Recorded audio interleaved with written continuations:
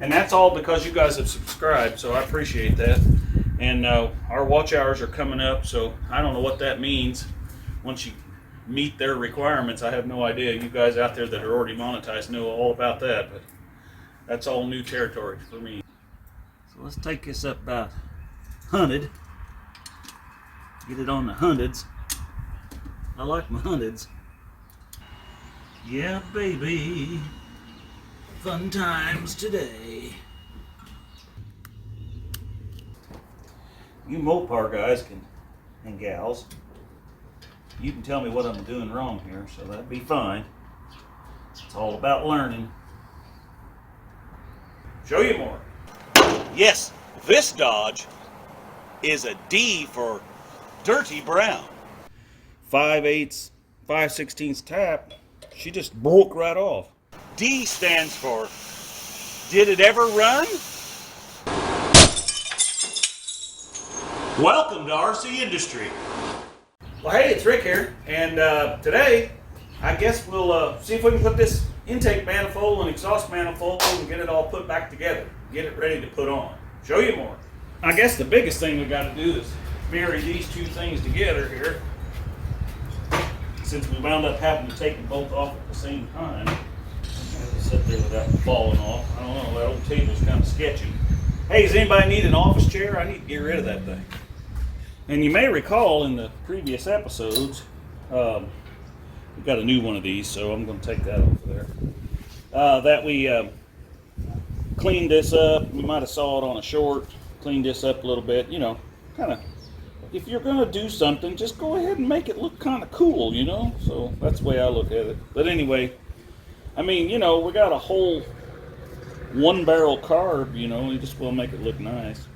Did the same thing in here. I kind of cleaned up this side of the engine because once we get everything back on there, we ain't going to be able to get to it. And then as I got to adjust the valves on it, or I'm going to, because you're supposed to adjust the valves on these things every 10,000 miles. So I'm sure it hasn't been done in years. Sorry for the wind, it's pretty windy outside. But anyway, let's just get started. Show you more. First thing I want to do is dry fit my bolts here. If you remember right, we tapped all these out. And that looks like that's going to work. I hope that I measured these things right. Because they're not looking like it. I bought 3.5-inch ones. I'm wondering if I didn't need 2.5-inch ones. Because that's got to go through here. And then screw into this. And have threads hanging down. So I don't think that's going to quite work. Let's see here. I may have to get shorter bolts. This one is an all thread that someone has put in there.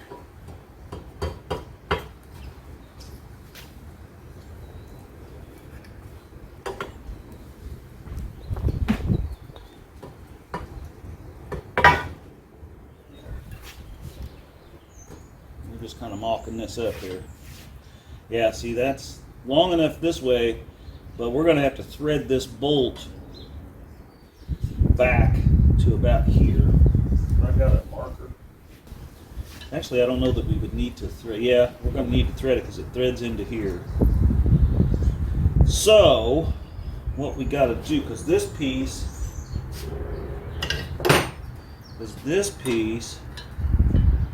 goes on here. Let's see, this. And then has a nut on the back. So we probably could have gotten by with just a little bit shorter bolt. Let's see, where's our nut at? Here's the nut that goes on here. I don't know if you can see that, but yeah, so we probably should have gotten a little shorter bolt. Let's see what I can come up with. Alright, show you more. Well, I didn't know if my old tap and die set would work, but I'm about to get her down there. But then, voila, my old Taiwanese handle here, T-handle for my 5/8 5/16 tap, she just broke right off. And I don't think I got another one of them either. So I don't know what I'm going to do for sure. All right, show you more. Well, I guess I just used the old vice grip here. I'm gonna have to head out to Harbor Freight and I guess get me another 289 one somewhere. I don't know. 298. Just take it slow and easy. Maybe we'll get there. We've got too much further to go. This one here looks like it's about to break off too. It probably is. Okay, well, we got her made. And you can see how much we got to take off of this one. Alright, I'll get that done and I'll come back and show you more.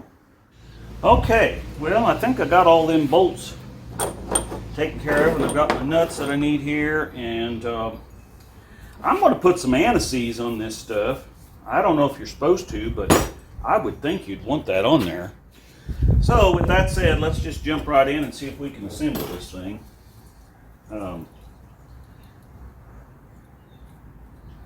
just going to put some of this liberally all over this bolt too, because I know that's obviously not the original, and so these are blocked off. We talked about that in an earlier video. I could have ground these off, I guess, but that's all right. And we'll put some on these two bolts. Let's see if we can get this old girl up on here.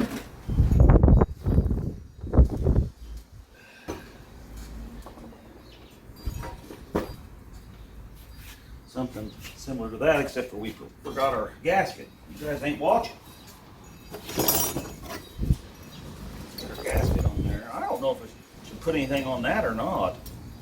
It's a flanged gasket, so it compresses down. I don't know. I took a file and made sure that was good and flat, so the book doesn't say anything about doing that, so I'm assuming that you don't have to. But you know what assumption gets us. So, all right. Let's get some of this on here.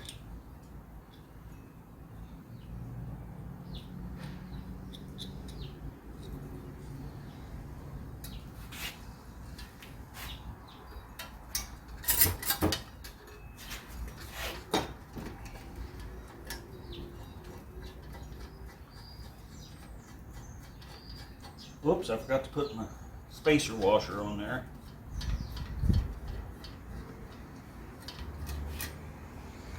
That's all right, we'll get her.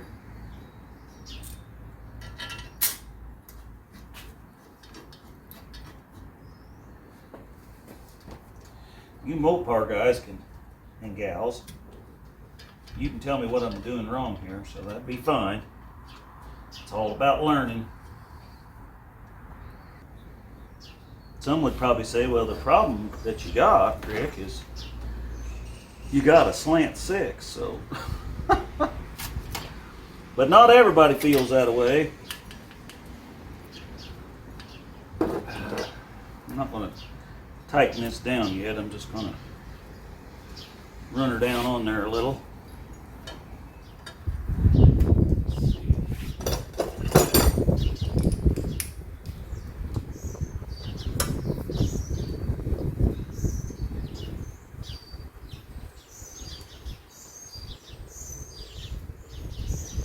Hoping there's a little bit of them threads showing down there when this goes to tighten up, because I don't want to be tightening against the bolt and not against the manifold. Does that make sense?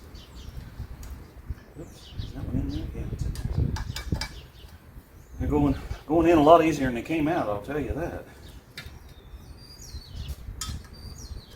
That's somewhat snug. Let's see if we can put some nut back here on this one.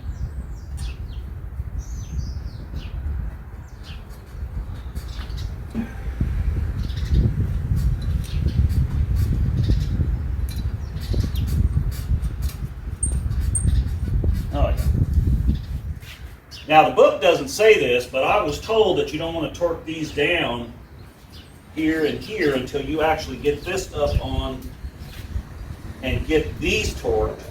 Then you torque these.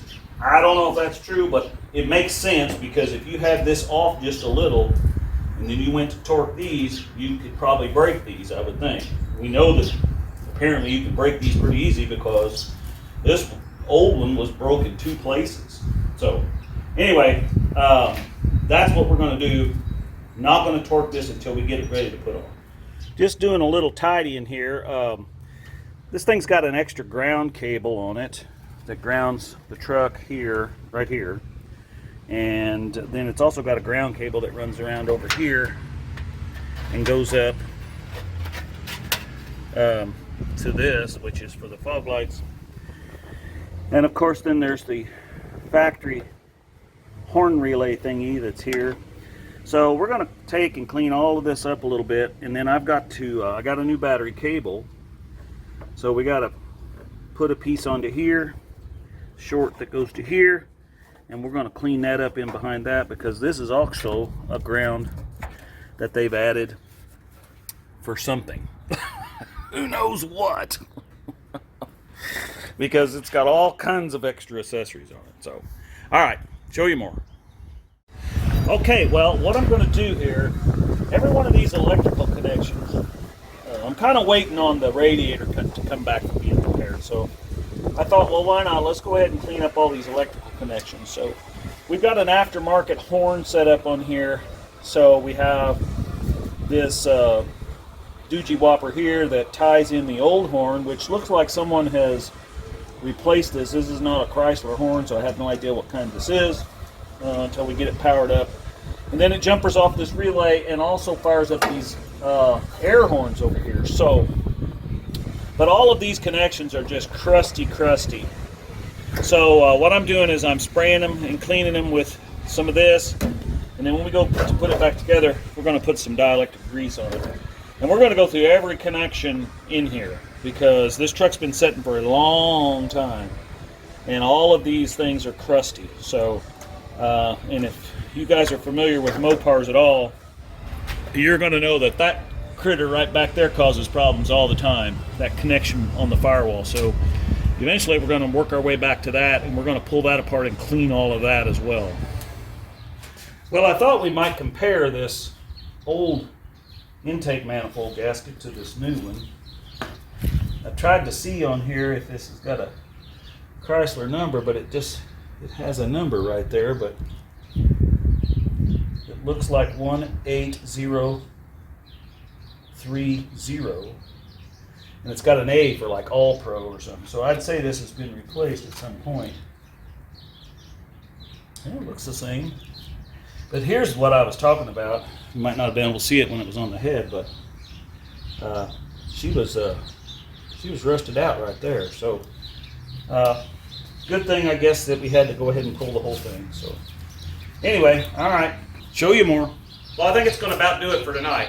I'm going to have to wrap things up. It looks like it's getting ready to storm, and in about an hour or so, I got to get cleaned up anyway, because the boys' sectional is tonight. So we gotta head down to Evansville, Indiana, and watch that. So anyway, we'll take up tomorrow. Show you more. Well, it's a day or so later. Life kind of got in the way, and this thing, I didn't get back on it the next day like I wanted to. So let's get these things here pulled out of here, and let's clean up this surface the best we can. Yeah, I'm going to take this thing here and kind of scrape this a little here. If you can see that, but there's just that's where that gasket was compromised. She's quite honestly, it probably has been replaced at one point, and I don't think it was put on there right. And I think that's probably why the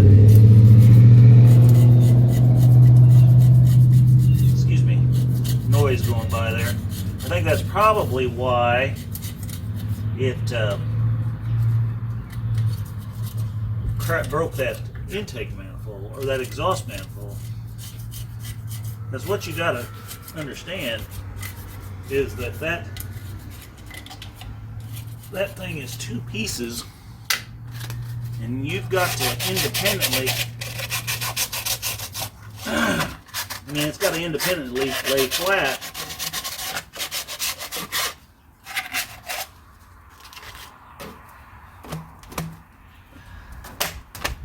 Clean that off a little bit. Don't have my air gun out here. I've been watching some of you online. So whenever you put this thing together, these three bolts here that hook this together need to be not torqued until the very end. So you've got to get this on here, torque all of this to 10 foot-pounds.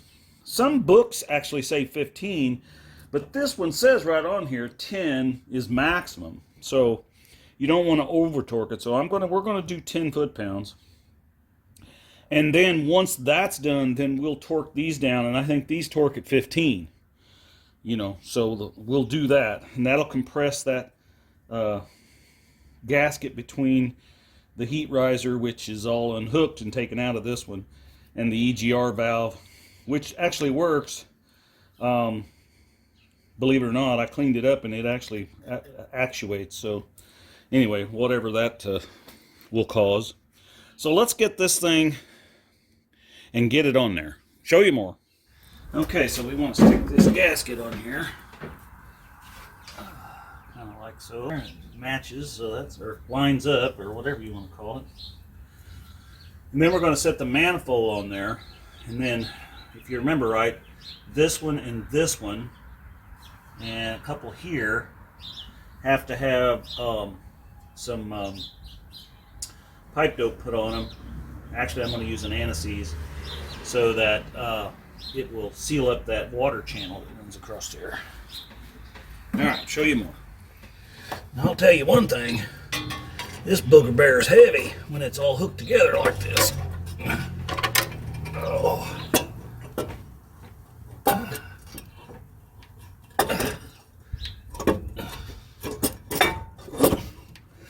There. That ought to stay there until I can get the bolts started. Now, as a lot of you may know,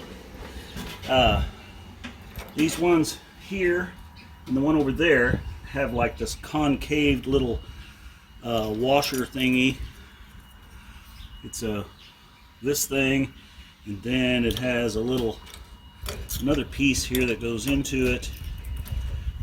And but this one, someone's modified it, and they run that thing down on here to actually work like that. So we're just going to have to kind of go with what we have, because that's what was on it. So with that said, let's see if we can get one of these on there. These ones down here in the bottom now, they are exciting to put in. There is no doubt about that. Yeah, baby. Fun times today. Boy, them are tough to get in there. I may fast forward through all this because that took me a whole bunch of time just to get that one on there. This one right here.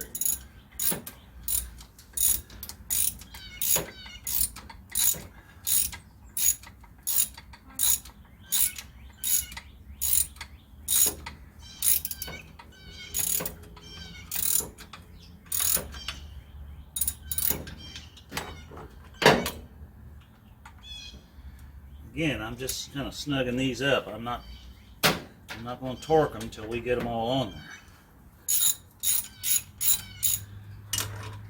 I got to make sure they're all lined up, because these little doodads here, they've got to set down in there like so. You don't want them over to the side or something like that. So, and that's very difficult along this bottom because you can't see it. All you can do is kind of feel it. So, we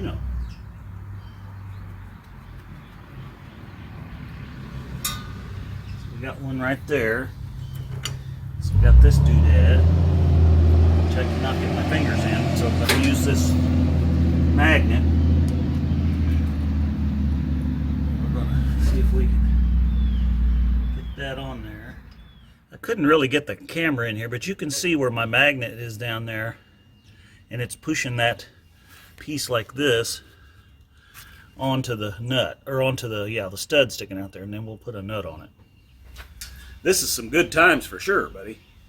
Here's a little tip that I'm sure everybody knows, but if you take some of this tape, see, that thing's real wobbly, which is what you want, but it's a little bit too much. So if you take some of this electrical tape and go around this thing,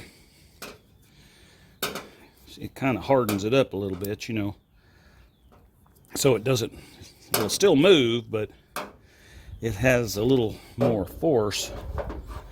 So I don't know if you're seeing this or not, but you got to be able to get some of that tape on there like that, and now it still will move, but it'll hold itself in a position.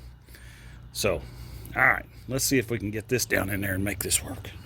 Okay, so we got that all fixed on there like that. So let's put this nut down in here. Let's see if we can get in here. Again, there's no way to really get the camera up in here for you. I'm just going to have to kind of take my word for it here.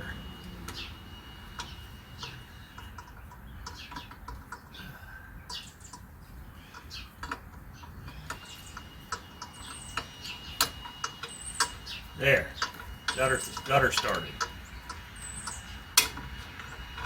Okay, well, there's one. The big bad boy is this one under here. So, all right, show you more. Okay, so I brought out the little guy today. This is an inch-pound torque wrench. Goes up to 200 inch-pounds. We need to torque those at 10 foot-pounds. So 10 foot-pounds, if you do some simple math, is 120 inch-pounds. So we're going to use this thing, and we're going to start at the center and work our way around all the way, and we're going to take them up to about 8, or about around 100, probably around 100 inch-pounds on here, and then we'll go back through them and do them to 120. So that's what we're going to do. Show you more. Now there is some math that's required when you use a swivel joint and an extension on any kind of torque wrench. I don't know what that math is, but I can tell you that there is a math equation, but we're not going to do that here since I don't know what it is. We're just going to take this thing to about 100.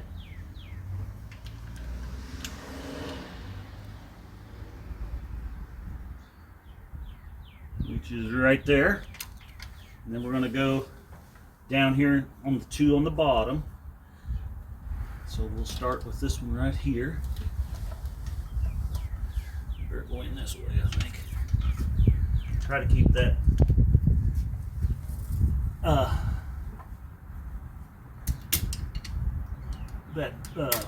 extension and swivel as straight as you can. There's 100. Okay, I got them all up to 100. So now we're just going to go through and snug them up to 120 inch-pounds. And we're going to call it good. 120. Let's get under this baby.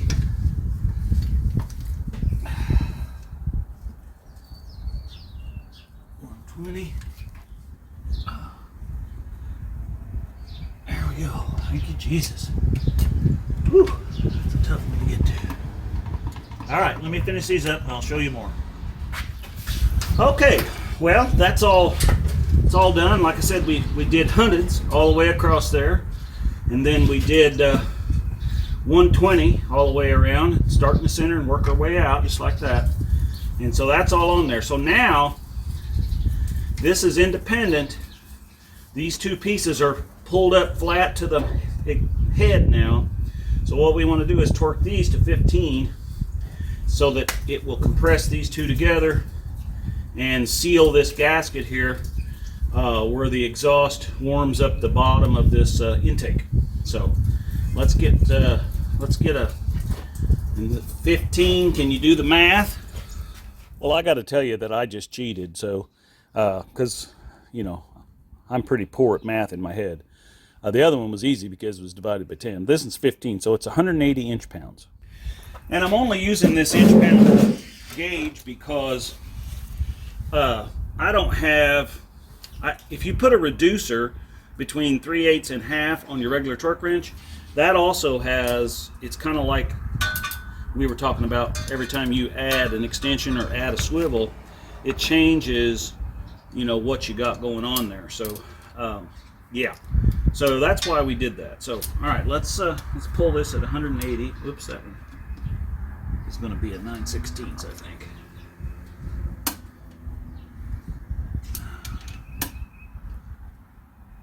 They tell me these are pretty fragile. So let's take this up about 100. Get it on the hundreds. I like my hundreds.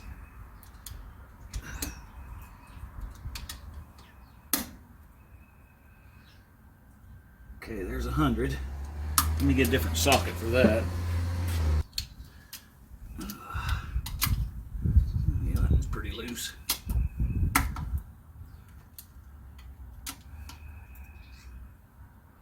There's 100.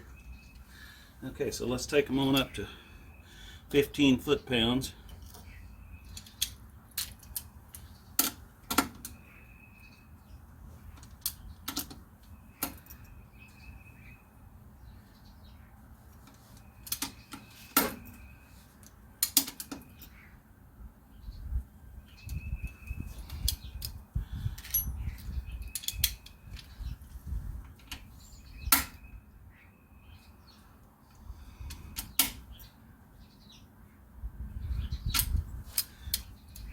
See how those fared. Probably loosened it up a little bit because we're squishing that metal retaining gasket. There we go.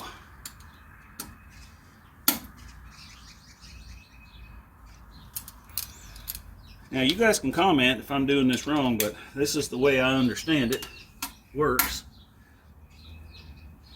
And I ain't claiming to be a Mopar guy, so there we go. That should take care of that. Okay, so I think basically what we got to do now is just start putting this back together the way it came apart. We did get the radiator fixed, so we can get that on here. Eventually, I want to change all the heater hoses and everything. You know, I've got to adjust the valves, I'm sure, and it may need plugs. I don't know. You know, we ain't got that far. I'm trying to get it quiet enough so I can hear myself think when it's running. So. I'm going to get the exhaust hooked up, which only dumps out below the cab. That's another thing we got to fix. But at least it'll get it out of the engine compartment.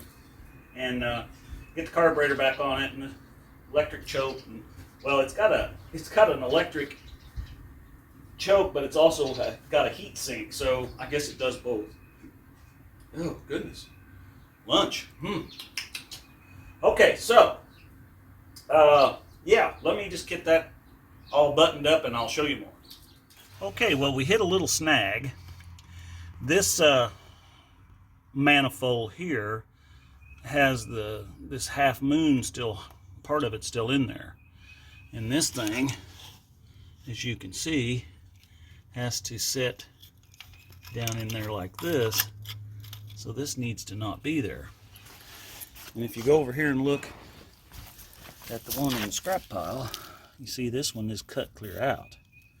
So we got to come up with a good way to cut that and get that out of there, or modify that electric choke piece. I don't know. All right, let me study about that. Show you more. Okay, well, the only thing I could come up with was to put a nut under here as a shim, because this bracket has to be mounted here because this is where the carburetor spring is. And this still needs to be able to function, which it still can. And it's going to get a little heat from here, but there's a gap here, obviously, that it's also electric and heat. I mean, this is a newer model. They probably went with a total heat sink on the older models. You comment down below and tell me, but that's the only thing I can figure. So, with that said, I'm going to press on and get the carburetor on here. I got the exhaust manifold hooked up, and let's get the radiator in it and get some fluid in it, and let's see if it'll start. Show you more. Well, I got the radiator in, put the radiator fluid back in it that came out of it.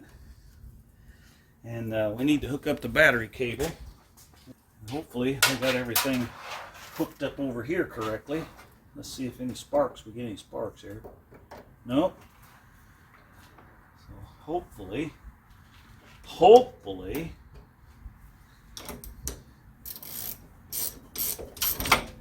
it's got a new battery cable on it and actually tightens down. Do you believe that? That's something unheard of around here. We got a ground hooked back up on it, and we ran somebody else had ran a separate ground from the block to the course board here, probably for all these horns and fancy fog lights and all that stuff. So, but anyway, let's see if it'll turn over.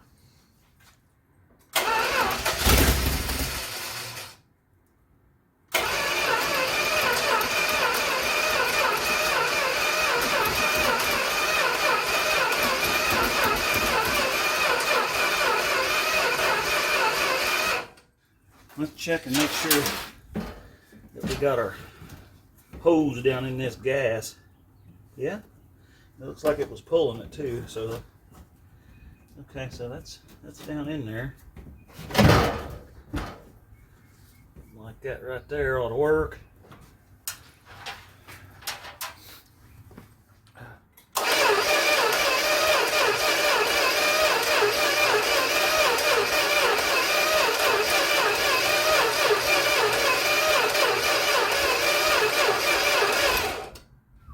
Well, I think we got her flooded, so I took me a screwdriver and opened up that bottom plate to let some air down in there.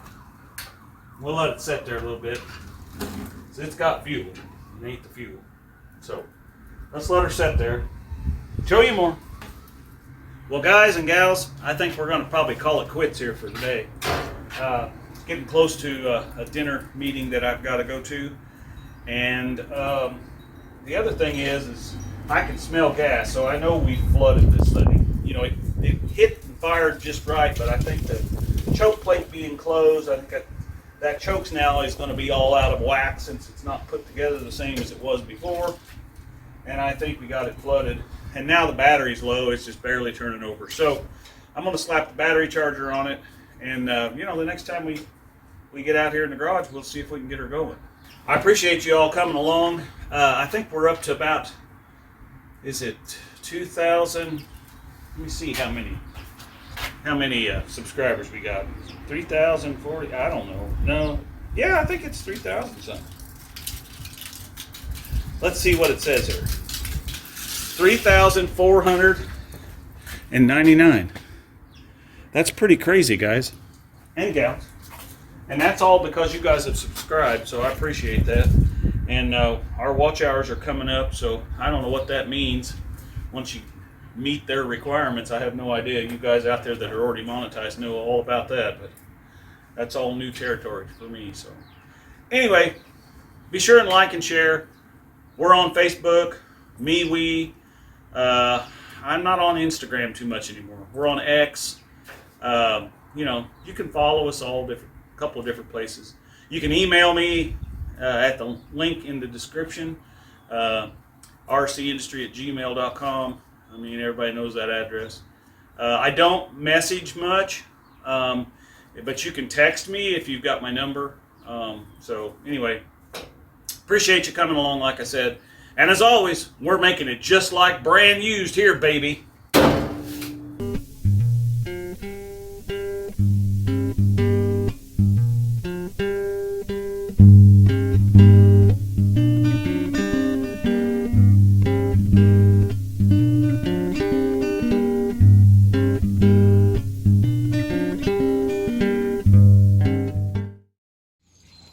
Run, Tallulah, run!